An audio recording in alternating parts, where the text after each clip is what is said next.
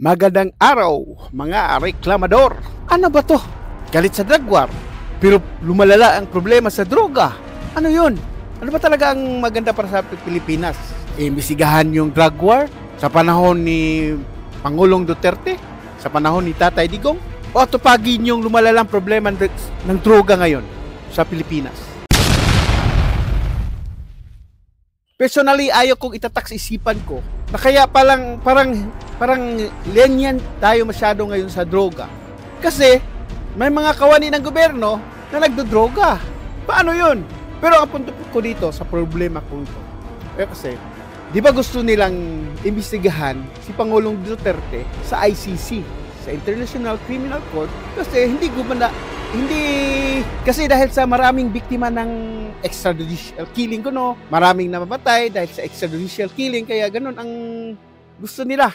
Kung isipin natin, parang nagkandara pa o hindi na nila alam, no? Hindi na alam ng administrasyong ito kung anong gagawin patungkol dun sa Isa lang naman talaga ang problema ng Pilipinas ngayon eh. Isa lang ang problema ng administrasyon pala ngayon eh. Dahil gusto nilang sirain, wakasan ang pangalang Duterte. Kaya lahat ginagawa nila.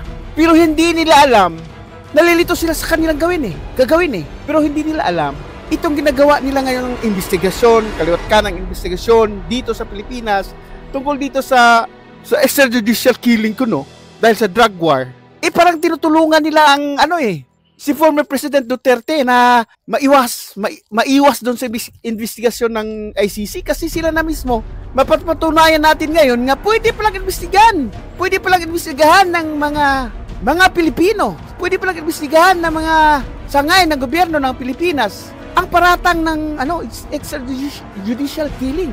So why go to the International Criminal Court kung pwede pala?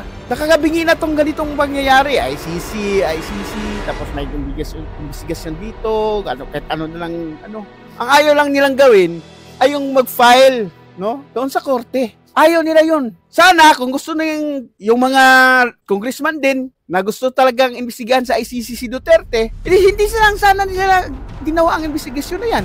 Para sabihin ng taga-ICC na takot talaga yung Pilipinas, pati congressman ayaw mag-imbestiga doon, Takot sila kay Duterte, takot kay Duterte, ayaw nga nilang imbestigahan kasi takot sila, di ba? Sana ang stand natin ngayon, yung mga congressman na mga kaibigan natin congressman dyan, saan bang stand natin? Against o pro Duterte tayo?